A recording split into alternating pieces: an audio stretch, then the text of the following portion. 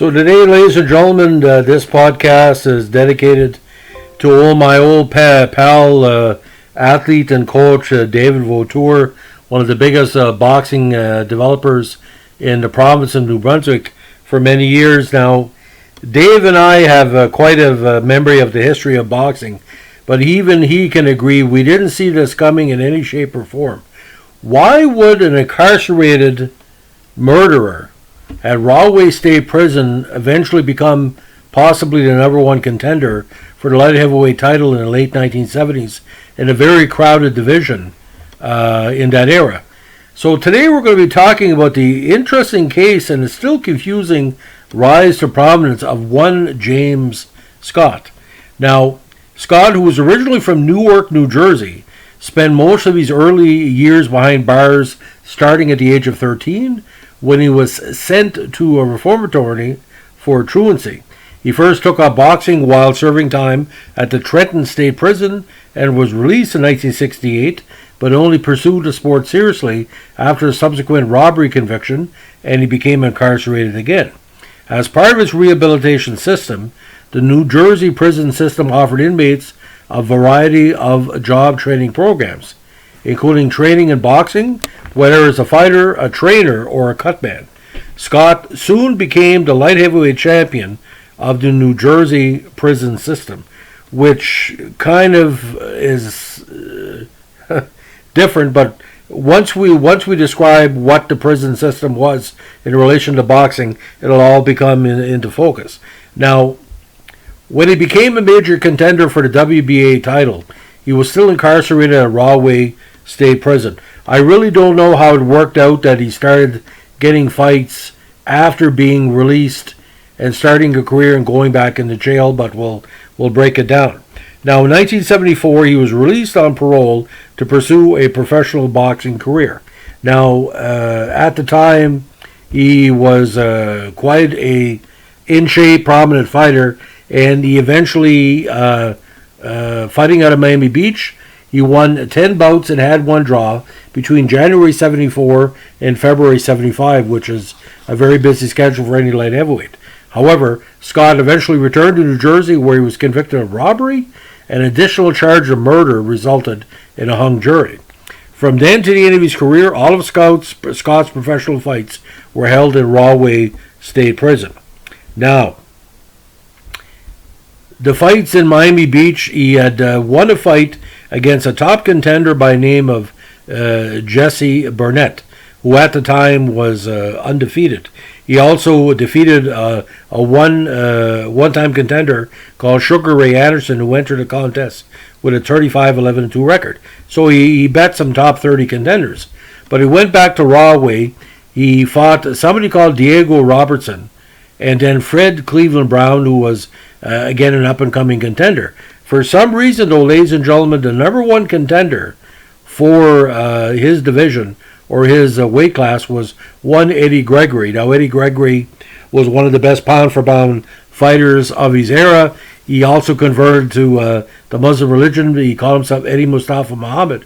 And for a lot of people, he was one of the best fighters of his era. He went to Rahway, and HBO decided to broadcast the match. And Gregory went in thinking, this could have been a good money payday for him, which it was, and eventually he lost the fight in a 12-round decision.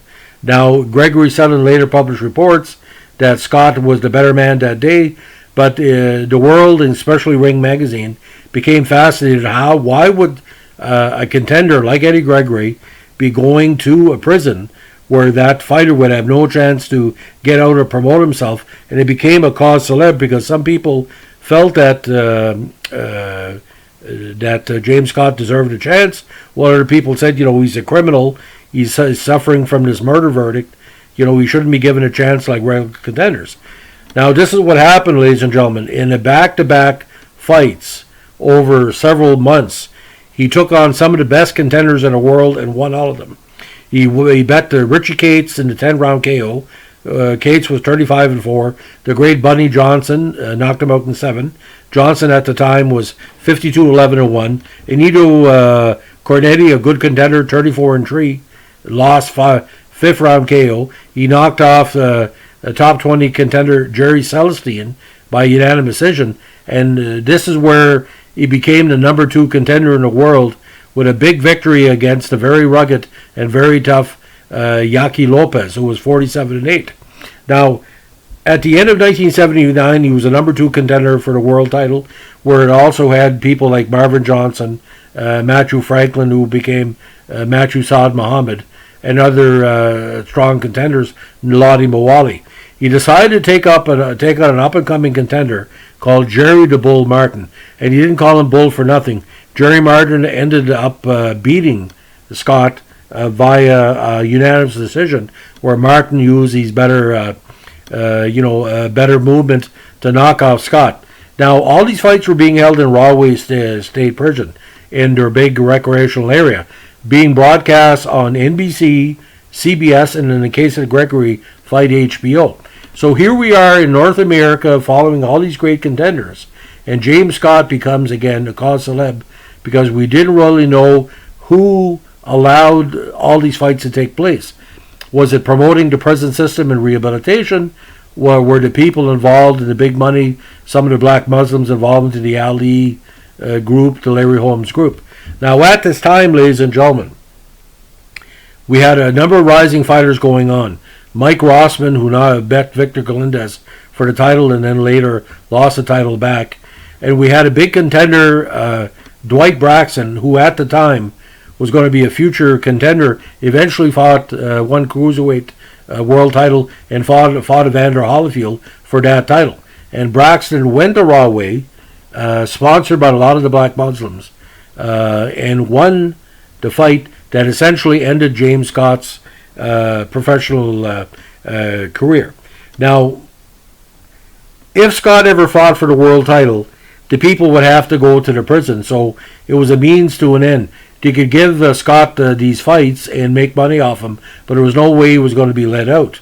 Now, they felt a lot of people, especially the WBA, they took him out of the world rankings in October 79 because they cited concerns that as an imprisoned convict, Scott did not set a good example, and his opponents were disadvantaged because they had to come to the prison for all these bouts. Now, Sports Illustrated questioned whether those were the real motives for removing Scott from the rankings, given that the same conditions had applied when the WBA had started to rank him the year before. Now, as a result of losing his ranking, Scott announced his retirement from boxing, and of course he later changed his mind. He lost again to Bull Martin, and then he lost to Dwight Braxton. Now, in January 81, he was retried in the death of Everett Ross and was found guilty and eventually sentenced to life in prison. Now, the loss to Martin and subsequent conviction for murder marked the functional end of Scott's consideration as a serious contender for the light heavyweight title. And again, that fight against Braxton pretty well was the last gasp. But that wasn't really something that was going to lead to a world title shot. Now, Scott ended his career with the Braxton loss with a 19-2-1 record. Now, Scott was eventually released from prison in 2005 after serving a 28-year term. And in 2012, he's inducted in the New Jersey Boxing Hall of Fame. But unfortunately, because of the battles he had in the ring, he suffered from dementia. And at the end of his life, lived in a New Jersey nursing home. He died on May 8, 2018 at the age of 71. So here we are having three major networks broadcasting fights from the middle of a prison with a fighter that looks like Marvin Hagler, who fights like Marvin Hagler, a good 175-pound fighter, and that very busy light heavyweight division of 1977, 78, 79. You will never see this again in boxing history, ladies and gentlemen. The light heavyweight division in 1975 was one of the best in the history of not only the division of the sport. When you have a category where you had Matthew Franklin, Marvin Johnson, Eddie Gregory, Victor Galindez, John Conant, James Scott, Yaki Lopez, Lottie Mawali, Mike Rossman, and the great Rudy Kupins, very underrated European light heavyweight. Marty Parloff was still in the mix too as well. It was a very, very weird time for that division. Now, how much of these fights was based on television contracts? How much was based on money? CBS, HBO, and NBC were not the same companies, ladies and gentlemen. So for them to decide, and the ABC refused to broadcast these fights, even though Howard Cosell in the Larry Holmes situation was still prevalent. But little side note, ladies and gentlemen, I mentioned in part to David on Facebook the other day, Eddie Gregory at the time was having an ongoing feud with heavyweight champion Larry Holmes. Larry Holmes had made disparaging remarks about Eddie Gregory, questioning his sexuality, questioning his heart, questioning his strength as a fighter. So we had all this going on. We had Larry Holmes saying publicly that Eddie Gregory was a faggot and that should not be considered for a heavyweight contendership, where Gregory, I don't think, ever stated he was going to take on Holmes for the world title. So we had Larry Holmes being obsessed with Eddie Gregory going into prison and losing to James Scott fighting all these top contenders that had to come to him to fight, and he would lose every fight, and these were not bad decisions. Scott won these fights. So this bizarre situation that was going on between the WBC, the WBA, the IBF wasn't around at the time. It was just a bizarre time for boxing. In 2021, I don't think any boxing sanctioning body would bring 7 of their top 20 contenders in their division into a prison to fight in front of prison inmates on national TV for big money. I don't think you'll ever see that again. But again, I watched James Scott as a fighter. Again, a very active fighter, very accurate, very, very prominent. But like I said, it's a complete head scratcher. How in the name of God did James Scott even be considered as a light heavyweight contender? Did Eddie Gregory go in there and deliberately lose to him to get more recognition and more money? But Eddie Gregory has said many times, he wanted to give him a shot. And what was kind of ironic, ladies and gentlemen, Dwight Braxton had been a prisoner at Rahway before he fought James Scott in what I consider almost like a United States Boxing Association divisional fight. But James Scott could have easily been a world champion, but when you got a murder rap over your head, and all these rappers in 2021 that have worked last 30 years, I've never seen any rap song or any pop song about James Scott. I've seen tons about Hurricane Carter. I've seen tons about other things, but he's not even big in the rap community, like, kind of a Scarface criminal kind of icon. So it's a bizarre time because within the black community of the late 1970s, he was big in the boxing community, but, it was pretty bizarre, and he was well-spoken too. Like I said, he was interviewed many times. If you look at the old tapes on YouTube, again, it just, unless you lived through it, you wouldn't believe it. And I hope you believe this podcast, because I'm not joking. That's where it really went on. A guy in Rahway State Prison shook up the division and made it better. But he couldn't really spend his money he made because he was in prison. Anyway, that's the story about James Scott. If you like what we're doing here with your podcast channel, we're going to try to do some more boxing podcasts down the road. I'm trying to find out more about why Larry Holmes was taking a freak out of Eddie Gregory. And you're probably saying, why are you calling me Eddie Gregory? Well, I knew him as Eddie Gregory first. So maybe I'm old school. I can't remember, Dwight, was it Dwight Muhammad Kayi for Dwight Braxton, Matthew Saad Muhammad, Eddie Mustafa Muhammad. I couldn't keep up. So Matthew Franklin, Dwight Braxton, Eddie Gregory. And we'll leave it at that.